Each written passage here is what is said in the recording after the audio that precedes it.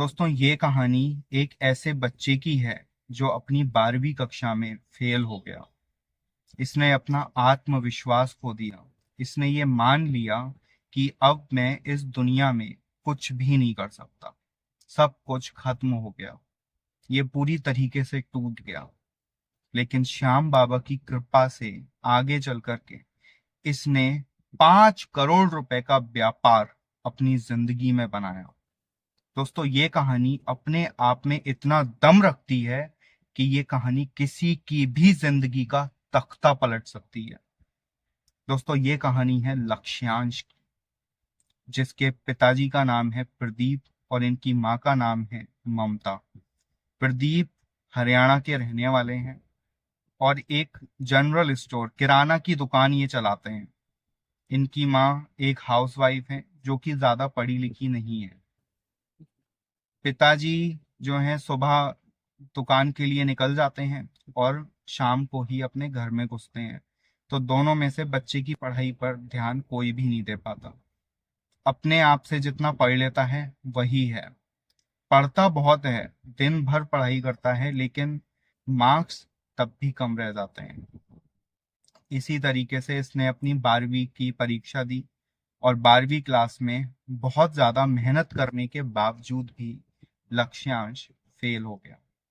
जहां लक्ष्यांश के दोस्त पास होने की खुशियां मना रहे थे, टॉप करने की खुशियां मना रहे थे, वहीं लक्ष्यांश अपने कमरे में लेट करके आंसू बहा रहा था, बुरी तरीके से रो रहा था। हालांकि इसके पापा और माँ ने इसको कुछ भी नहीं बोला, क्योंकि उनको भी अपनी गलती का कहीं ना कहीं एहसास था कि हमने अपने बच्चे पर इतना ज्यादा ध्यान नहीं दे पाए हैं। उन्होंने भी कुछ भी नहीं बोला कि कहीं ये कुछ उल्टा सीधा कदम ना उठा ले। लेकिन लक्ष्यांश वो अपने मन में हार मान गया। उसने अपना आत्मविश्वास खो दिया। पूरी तरीके से टूट गया, बिखर गया बच्चा। इसने ये सोच लिया कि अब मैं 12वीं में अगर फेल हो गया तो मेरे सारे दोस्त मेरे से आगे निकल गए। लोग ग्रेजुएशन करेंगे, कोई बीबीए करेगा, कोई बीकॉम करेगा, कोई बीटेक करेगा। अब मैं क्या करूंगा? मैं क्या फिर से 12वीं करूंगा? मेरी तो जिंदगी अब खत्म हो गई। अब मैं कुछ नहीं कर सकता, कुछ नहीं बन सकता। इसके माँ बाप ने इसको बहुत समझाया, दिन रात समझाते थे कि बेटा आत्मविश्वास मत खो, तो दोबारा से 12वीं की परीक्षा डाल दे, अगली साल फिर से एग्जाम दे देना और इस बार ज्यादा अच्छी मेहनत करना। लेकिन इसकी कुछ भी समझ में नहीं आया। इसने 12वीं की परीक्षा के दोबारा से ही फॉर्म नहीं डाला। इसने मना कर दिया कि अब मैं कुछ नहीं करूंगा। इनके जो पिताजी थे वो दुकान चलाते थे और इनका एक व्यापार मंडल था। तो एक दिन की बात है कि इनके व्यापार मंडल ने मिलकर के श्याम बाबा का हरियाणा में एक कीर्तन रखा, जिसमें इन्होंने कन्हैया मित्तल को एज अ गेस्ट बुलाया था। कीर्तन बहुत ही ज्यादा शानदार होने वाला था। लक्ष्यांश वैसे भी परेशानी चलता था दिन भर अपने घर में। तो इसके पापा ने कहा प्रदीप जी ने कि ऐसा करो, तुम बाबा के कीर्तन में तो आ ही सकते हो, बाबा के कीर्तन में आओ, तुम्हारा मन अच्छा होगा और बाबा की ऐसी कृपा होगी कि तुम्हारी जिंदगी भी थोड़ी अच्छी होगी। उनका आशीर्वाद लो और फिर 12वीं की परीक्षा का फॉर्म डाल दो। लक्ष्यांश परेशान तो रहता ही था, बहुत ज्यादा परेशान रहता था, लेकिन वो कीर्तन में जाने के लिए तैयार हो गया। कीर्तन हुआ। अब वहां पर कीर्तन में श्याम बाबा की कथा सुनाई जा रही थी। लक्ष्यांश ने बड़े ध्यान से बैठ करके वो कथा सुनी और उस कथा में एक चीज लक्ष्यांश के दिल और दिमाग पर लग गई। वो बात थी जब बर्बरीक कृष्ण भगवान के सामने जाकर के खड़े होते हैं और कृष्ण भगवान बर्बरीक से पूछते हैं कि हे बालक, तुम में ऐसी कौन सी शक्ति है जिसके दम पर तुम महाभारत के इतने बड़े विशाल युद्ध में भाग लेने जा रहे हो? ऐसी कौन सी शक्ति है तुम्हारे पास? तब बर्बरीक ने कहा कि प्रभु, मेरे तरकश में ये जो 3 बाण है ना, इनसे मैं पूरा युद्ध एक ही बाण में समाप्त कर सकता हूं। और ये बात लक्ष्यांश के दिल पर लग गई। इसने सोचा, बड़ी गहरी बात सोच ली इस बच्चे ने। यही वो बात है जो आपकी भी जिंदगी का तख्ता पलट सकती है दोस्तों। लक्ष्यांश ने सोचा कि बर्बरीक ने जो जवाब दिया कि मेरे पास ऐसी शक्ति है जिससे मैं महाभारत का इतना बड़ा विशाल युद्ध जीत सकता हूं, और इस बात का एहसास बर्बरीक को खुद भी है। उनके अंदर इतना आत्मविश्वास है। तो इसने सोचा कि अगर ये आत्मविश्वास मेरे अंदर आ जाए, क्या मेरे अंदर ऐसी कोई शक्ति है कि अगर भगवान खुद भी आकर के पूछेंगे, लक्ष्यांश तुम्हारे पास ऐसी कौन सी शक्ति है कि तुम जिंदगी में ये चीज उखाड़ सकते हो, तो लक्ष्यांश ने वो शक्ति पाने की ठान ली। इसने कहा कि अब मैं कुछ ऐसा करूंगा कि मैं किसी भी एक काम में परफेक्ट हो जाऊं, और उस काम के बारे में अगर मुझसे कोई पूछ लेगा कि लक्ष्यांश क्या तुम्हें ये काम आता है, तब ये बोलेगा कि हाँ, इस काम में मुझे महारत हासिल है और मैं कितनी भी बड़ी फील्ड में इस काम में झंडे गाड़ सकता हूँ।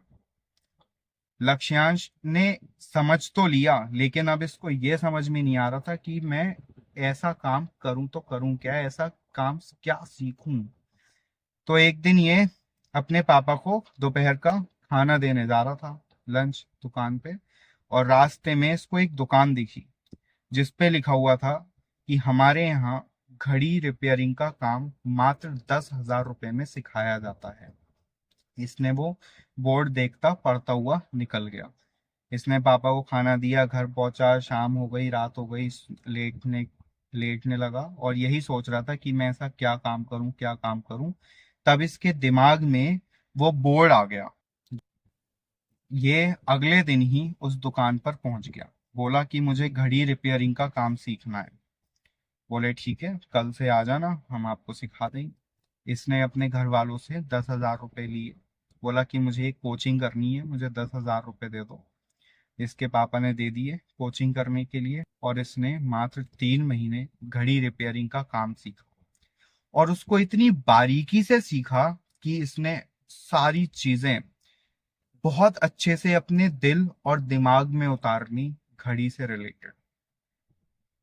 इसने काम सीखने के बाद किसी भी शॉप पे जाकर के रिपेयरिंग का काम किया।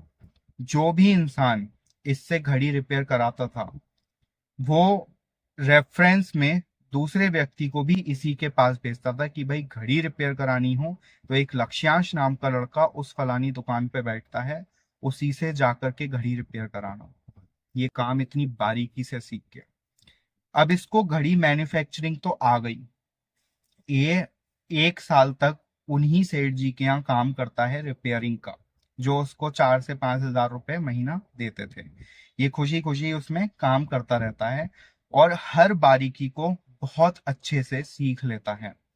1 साल बाद ये डिसाइड करता है कि मैं अपना खुद का काम चालू करूंगा। ये खुद का रिपेयरिंग का ही काम शुरू करता है। इसका काम बहुत अच्छा चलता है रिपेयरिंग का। अब इसको इतना परफेक्शन आ जाता है कि ये अपनी खुद की घड़ी भी बना सकता है।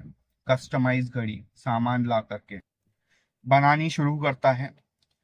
ये कुछ घड़ियां बनाता है, 50-100 घड़ियां बनाता है, लेकिन वो घड़ी बिकती नहीं है क्योंकि इसको बेचनी नहीं आती, इसको सिर्फ रिपेयरिंग का काम आता है।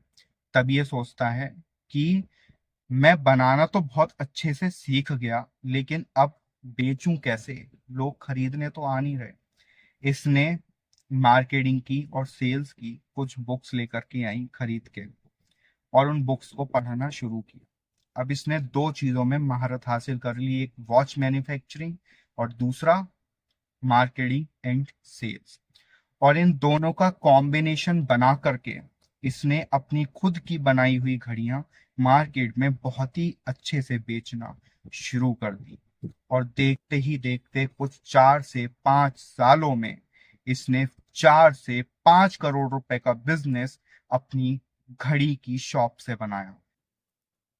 दोस्तों, जो टॉपर्स या जो पास आउट्स 12वीं में पार्टी कर रहे थे, एंजॉय कर रहे थे, अपने पास होने की खुशियां मना रहे थे, अब उस जैसे इंजीनियर्स इसके यहाँ काम करने आते हैं।